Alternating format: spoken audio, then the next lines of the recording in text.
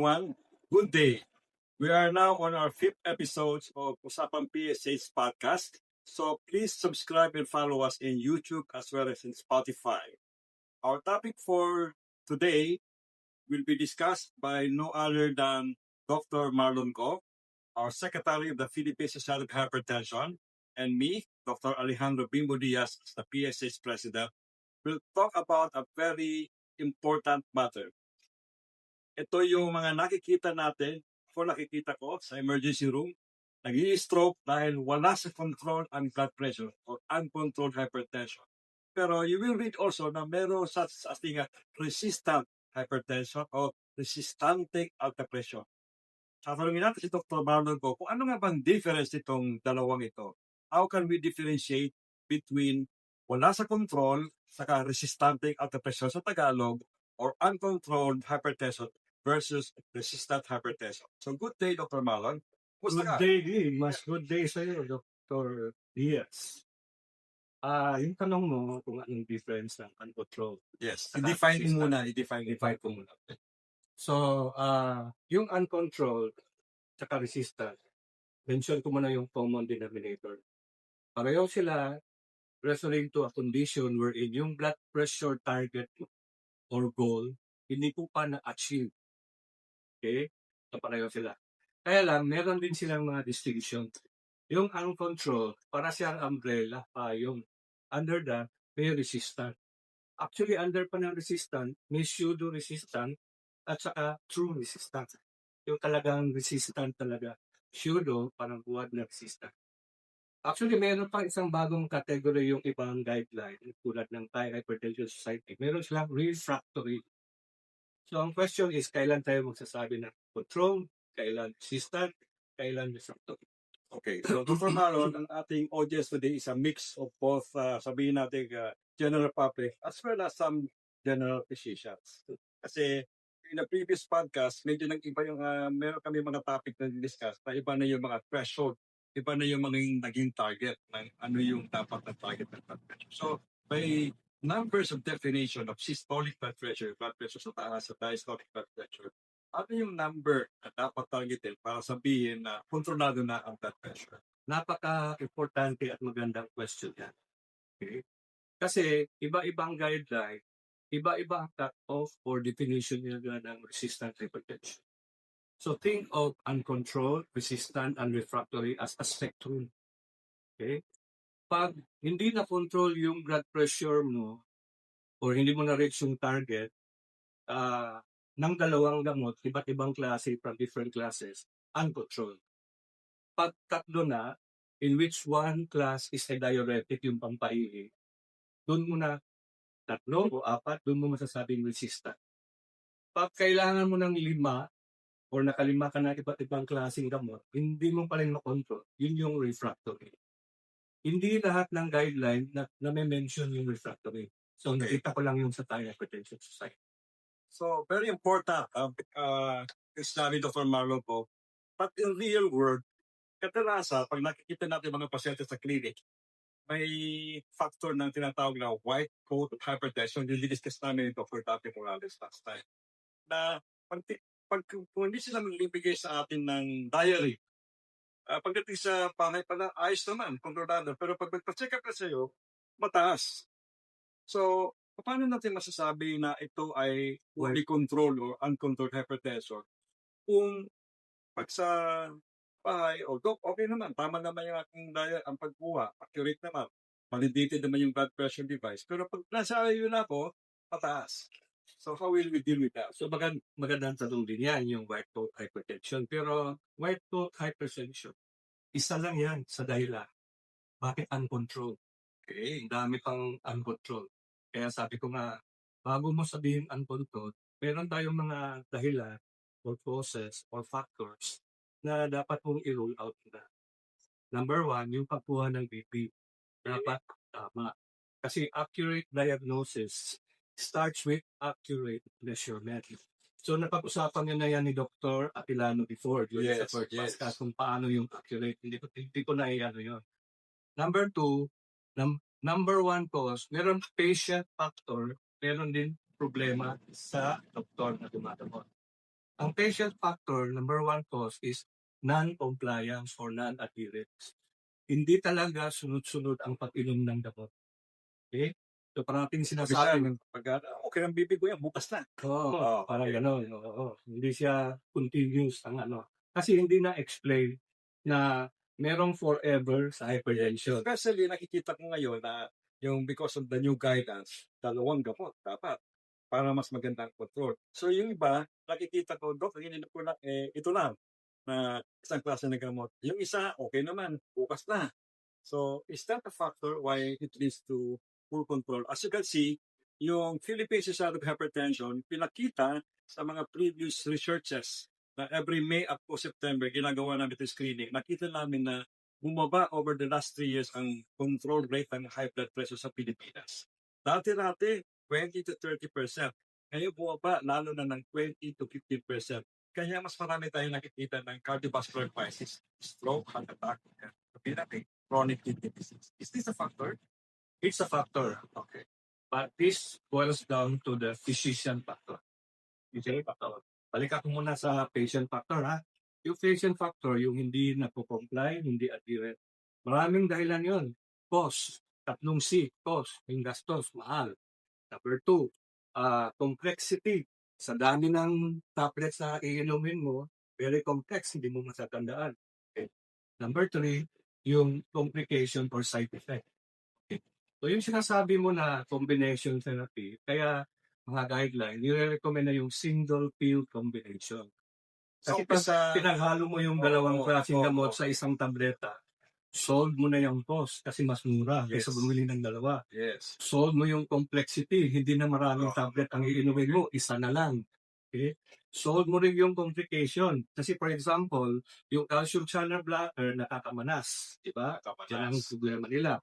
Pero pag pinair mo yun with ACE inhibitor or ARB, nawawala yung manas. Or yung ARB or ACE, nakaka-increase ng potassium, hyperkalemia, tawag nila. Pero pag pinair mo with diuretic or even calcium channel blocker, nakokontrol mo yung hyperkalemia. Going back to Tormano sa original topic natin, differentiating, ano bang difference talaga ng dalawa? So nakikita sa discussion na bago natin masabing resistant hypertension ito o resistanteng alta pressure, kailangan ma-fulfill muna. Compliance pa, tama bang dose, pinakamainam bang doses ng binigay combination, bago natin sabihin na baka suspect natin ito ay resistant hypertension. Pang-focus tayo doon sa resistant hypertension. Sa Tagalog, resistanteng hypertension. What's the mechanism? Okay. Bago mo sabihin na resistant, ang dami mong i-exclude na factor. Tulad nung sinabi ko, patient factor. Meron din sa doktor na factor. Yung doktor, hindi masyadong agresibo. Minsan, malapit na sa target. Diba may mga nagsasabi ang target BP mo less than 140/90. Actually, karamihan sa mga guideline, 140/90 ang target. Pero may dalawang guidelines sa buong mundo na 130/80 ang target nila. Below 130. Below 130, I think natalakay niyo rin yun ito. Yes. Before. Below 130/80. Yun yung US guideline sa Japanese guideline. Yes. So, yung pag-treat kasi natin, individualized na eh. Tinitignan natin yung pasyente, hindi yung blanket na treatment. Kasi pag sobrang tanda na, weak na, ayaw natin sobrang bumagsak ang BP. Kaya medyo mataas yung target natin, 140/90. Pero pag bata, 130/80. Pero kung sobrang daming complications, maraming sakit, may cardiovascular, may stroke, may cardiovascular, mas aggressive din tayo. 130/80 ang target. Pag diabetic, 130. Pag nagka-stroke, 130. Pag may transplant o chronic kidney disease, 130/80. Mas mababa. So, individualize mo yung treatment para hindi magka-komplikasyon. So, yun, yung sa patient factor, not treating enough. May mga doktor din na medyo mali ang combination nila. Na they're giving medication underdose, coming from the same class or acting on the same mechanism. So, ang high blood kasi, ang daming mekanismo yan eh. Salt retention, sobrang effect ng renin-angiotensin-aldosterone system, sobra ang sympathetic nervous system, kaya may iba-iba tayong ganun. Kaya kino-combine yun. Kaya doon pumapasok yung combination therapy. So, I think as a matter of ay nakikita ko dito. Iba talaga yung nagpapagamot ang may pasyente may hypertension mas mainam kung yung doon sa doktor na may mas alam, mataas na kalalaman sa advances sa hypertension, basic science, and clinical studies and clinical trials. Kaya So, ginagawa natin ito. ito yung tinatawag na nag-create tayo ng mas maraming hypertension specialist pag pinasa nila yung examinasyon after yung rigorous nating hypertension course na ginagawa natin regularly sa Philippine Society of Hypertension. If you don't mind, meron din ako i-add na very important factor yun, yung interfering substance, yung lifestyle. Umiinom ka ng gamot, very religiously, pero sigarilyo ka pa rin ng sigarilyo. Tataas BP mo, sobra kang mahilig uminom ng alak, sobra alak mo, tataas ang BP mo, sobra sa caffeine. Tapos, very commonly, di ba may mga sakit-sakit tayo sa katawan? Ang hilig natin uminom ng mga non-steroidal anti-inflammatory drug. Okay. Example niyan, Alaxan, Advil, Planax, Estilan, Saridon, Sarilax. Yung nakikita mo sa TV, nakaka-increase ng blood flow. Habang umiinom ka, inom ka naman ng mga interfering substance, hindi talaga bababa ang BP mo. So, resistant hypertension is a diagnosis of exclusion. Ang dami mong i-exclude. Kasi kawawa naman pag sinabi mong resistant hypertension parang dinideath sentence mo yung pasyente, di ba? Pag sinabing resistant, sobrang tigas na talaga ng BP mo, ayaw bumaba. So, gusto kong sabihin na hindi lahat ng uncontrolled, resistant. Okay? Hindi rin lahat ng resistant, uncontrolled. So, I want to give hope to those who were diagnosed na may resistant hypertension, kaya pang i-control. Basta itama mo lang, you find the factors that will cause pseudo-resistant. Hindi naman talagang resistant. So, very good point. Yung difference mo binigay. Thank you for that, Dr. Marlo. Pero, yung may sinabi ka kanina that made me think of what I say to my patients, sinasabi ko, in-advise ko, na, gamutin na ako, Dok. Ayaw mo na ako kumain. Sinasabi ko you know, you cannot out-prescribe lifestyle, a good lifestyle change, lang gamag-gamot ka na lang. It has to be, kailangan, susundin mo talaga, ang magbabago ka na. Kasi karamihan naman pasyente ko na-stroke na. So, pwede ba kung ganito, hindi ko pigilan, family, ganito talaga. Gamot na lang, no?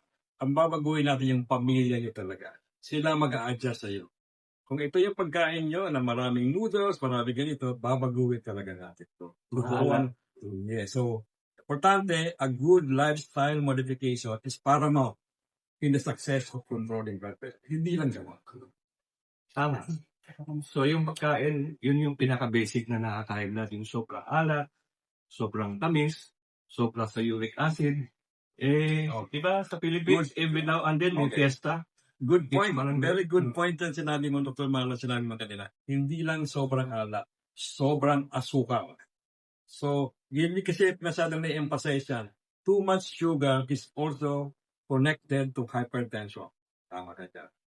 So, balikan natin yung, tinatanong mo yung one of the cause ng uncontrolled and possibly resistant hypertension is white coat hypertension. White coat hypertension. Yan.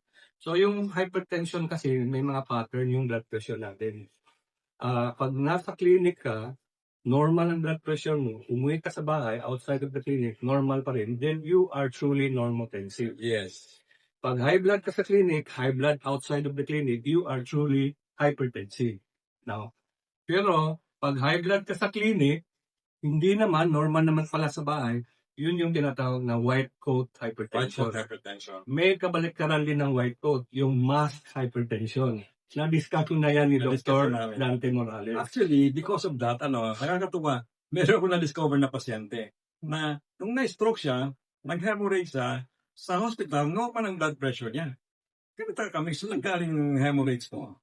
But nung pinasuot ko siya ng, I won't mention the name of the watch, smartwatch na may ABPM, ambulatory. Tinignan ko yung blood pressure niya, lalo na sa gabi, pag natutulog siya, nakita ko mataas ang blood pressure. So, alam mo ka ako, malamang mayroon kang masked hypertension. Hindi lumabas sa hospital, hindi lumabas sa hospital, parang okay ka. Pero yung pala, pag sa labas, mataas ang blood pressure mo. Equally damaging din doon. So, ang problema, hindi laging accessible, mahal magpa-ambulatory blood pressure monitor. So, ang ginagawa natin, mas simple na lang yung home blood pressure na umaga, yung bago ka matulog sa gabi, o bago ka mag-dinner, yun ang reflected na anong malamang ang blood pressure mo pag tulog ka. Pero iba pa rin yun kasi, di ba, pinag-usapan natin, may mga taong, mga scholars, kadalasan di yan bumababa ang blood pressure. Minsan tumataas pa. Ito yung mga deeper, non-deeper. Ibang topic yun na pag-uusapan natin. YouTube, marami pa tayong podcast topic na pag-uusapan sa mga susunod na kuha. So, tama yun. Kaya sa PSH o Philippine Society of Hypertension, parati natin sineselebrate yung May Measurement Month. Kasi we want to encourage people to check your blood pressure, to save your own life. Diba? Kasi doon mo nakikita na kung talagang nakikita yung pattern. Pag hindi mo afford ang ambulatory BP, okay lang. Bumili ka lang ng medyo yung home BP, yung mga validated digital apparatus ng PSH. Okay? So, yun yung sigurado kang accurate. So, magmumonitor ka sa bahay mo para ma-establish mo kung white coat hypertension ka or yung kabaliktaran ng white coat, mass hypertension. Diba? Yung mass is normal ka sa loob ng clinic, sa doktor. Kasi nakikita mo yung doktor, nakakampante ka, di ba? Pogi ang doktor mo. Pero pag sa bahay, ang daming problema. So, tumataas ang BP mo. Okay, so thank you very much, Dr. Marlon. So I hope yung ating mga watchers that you will like and subscribe sa YouTube and follow us also in Spotify. This topic has been very important and knowledgeable to every one of us. Paski na ako, marami ko natutunan sa iyo, Dr. Marlon ko. And hope to invite you again in the future. Pwede ba ako magdagdag ng konti regarding management? Sure. To share lang with our fellow doctors. Go for combination therapy pag nagtitreat kayo. Yun na talaga ang rule rather than the exception.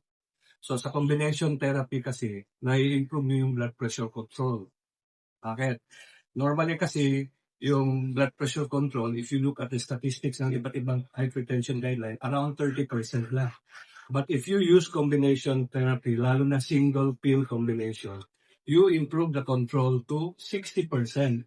So that leaves you only about 40% na possible resistant hypertension. Now, if you add a third drug in a single pill, tatlo ng klase, in which one is a diuretic, okay? So, na-improve mo yung control rate to 90% based sa study. Puntahan nyo na lang yung 2024 European Society of Hypertension na guideline. 90%. So, that leaves you only about 10% na possible resistant hypertension. Okay? Pag nag-add ka pa ng fourth drug, yung spironolactone, nako, 95% ang control rate. So, sa totoo lang, only about 5% lang ang truly resistant. Ilang percent ulit? 5%. Around 5% Mababa lang pala. Pero important to distinguish this kasi ito yung mga nangangailangan ng special attention from specialist sa hypertension talaga. Kasi ito yung pangangailangan alamin bakit despite the okay naman, ang adherence, optimal naman dosage, hindi pa rin makontrol, hindi maabot-abot yung below 140/9. Kailangan i-refer na natin to sa hypertension clinic na may mga specialization of identifying anong pinanggagalingan pati makontrol despite the diuretics. So, meron lang tatlong take-home message para sa pasyente. Please be compliant. Inumin nyo, be religious sa pag-take. Because the best doctor in the world is no match to the most uncompliant patient. Kasi yung niresita mo, pag hindi ininom ng pasyente, hindi talaga bababa ang BP. Okay? Number 2, for the doctors naman, be aggressive enough, update yourself kung ano talaga yung tamang ano. You need really to be very thorough. I-rule out mo pa ang mga different causes bago mo sabihin na resistant ang hypertension. Okay, so final word, crush the resistance before it deteriorates into an emergency. Okay, so i-recap ko lang sinabi mo, Dr. Marlon. So, ang karamihan ay mahirap kontrolin yung hypertension o uncontrolled hypertension. So, yung resistant alta-presyon o hypertension, okay lang yun, 5%. But if that is the case, that has to be seen by a specialist, hindi yan pang-ordinary. I-refer na natin sa hypertension specialist na marunong tumingin kung na paano natin mas control ang hypertension. So, with that, thank you very much, Dr. Marlon. Thank you very much, Dean. Okay, thank you.